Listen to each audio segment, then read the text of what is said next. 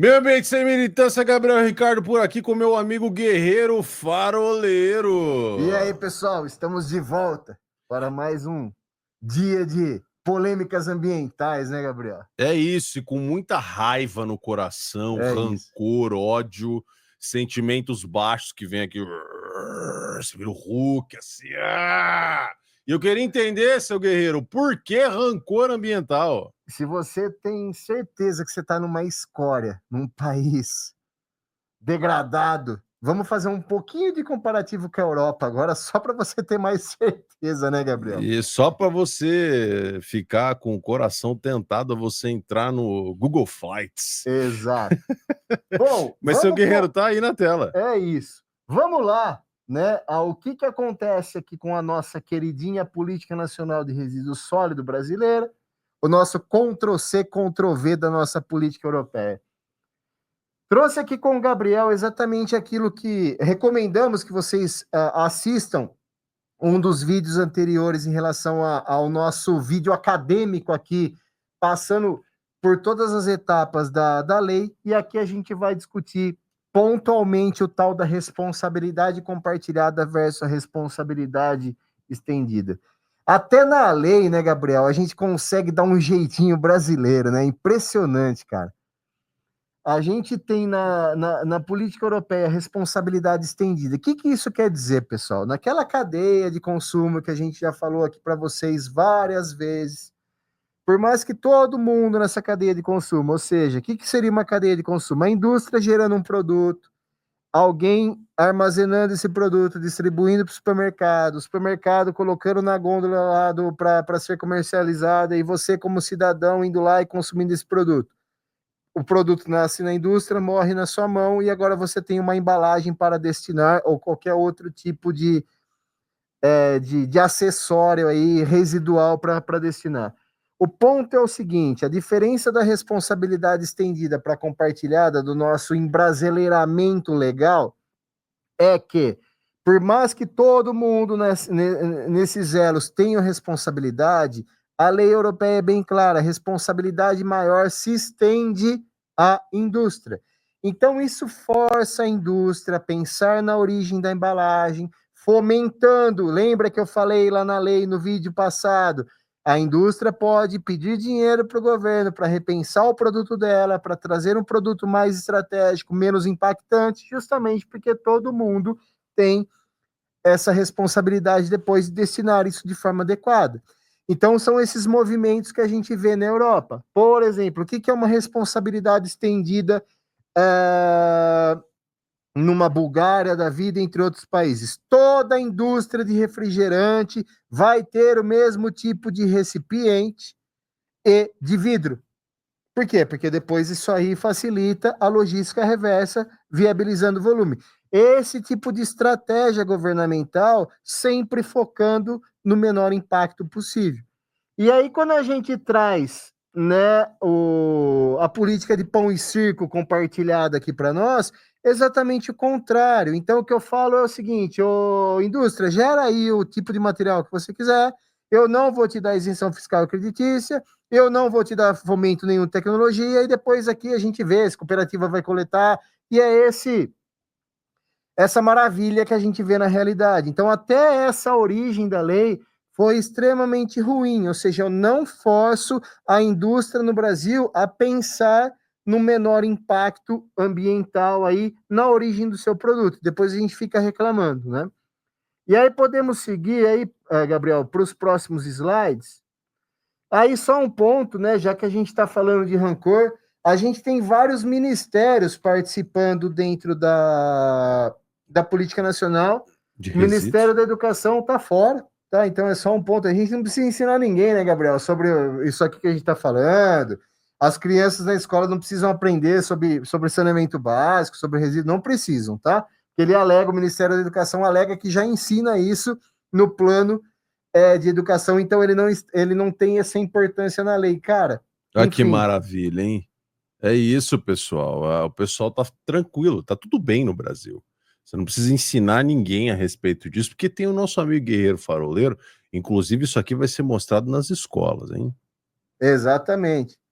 Ao Kim Paim, ele que está me patrocinando. Aí, Kim, põe eu como Ministério da Educação, pelo menos, aí do seu governo.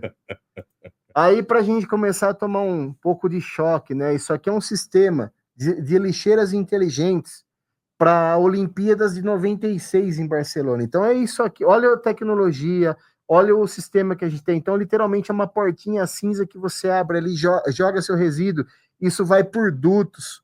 Então, hoje, toda Barcelona já não tem mais caminhões de lixo como a gente vê no Brasil. É tudo viaduto para reduzir custo e fomentar aí um incentivo fiscal e creditício. Vamos lá, Gabriel, para os próximos. Bora.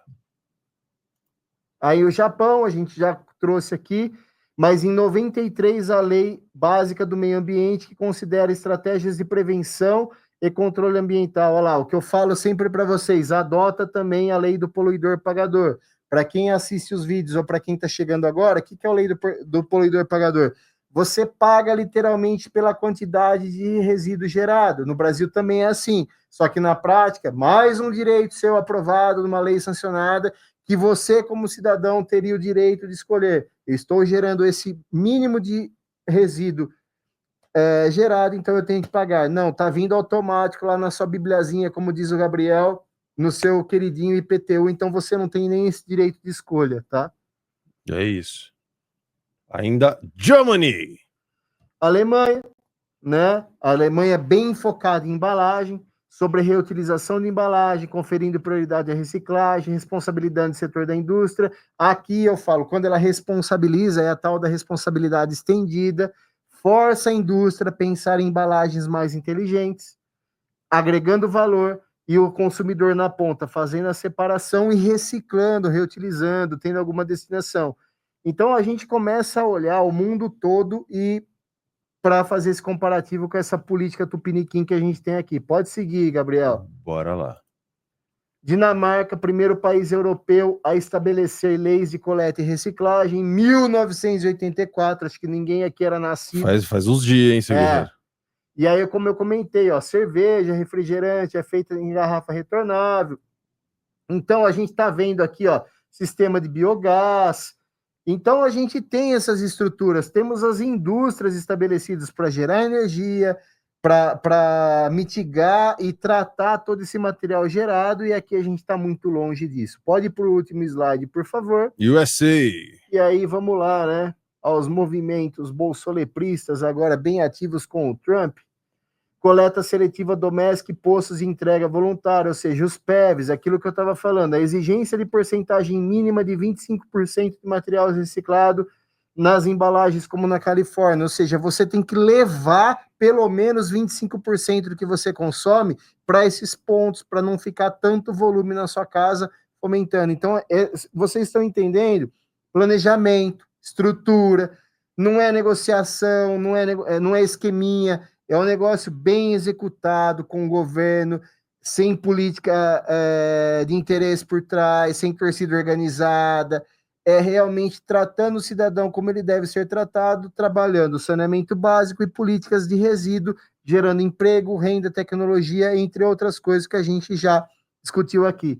Então, mais um vídeo aqui, e esse específico desmistificando responsabilidade estendida versus compartilhada, e mais uma embrasileirada que a gente dá numa lei e a gente vai sofrer consequências por isso. A jabuticaba nacional, né, seu guerreiro? Sempre que a gente tem que executar alguma lei por aqui, e era um Ctrl-C, Ctrl-V, hein? Dava para fazer igual a Dinamarca, por exemplo, que já faz aí, 30 anos tocando a lei adiante, a Alemanha, os próprios Estados Unidos aqui, que é uma lei super execuível, né, seu guerreiro? Exato. Porque é simplesmente você separar suas embalagens, né?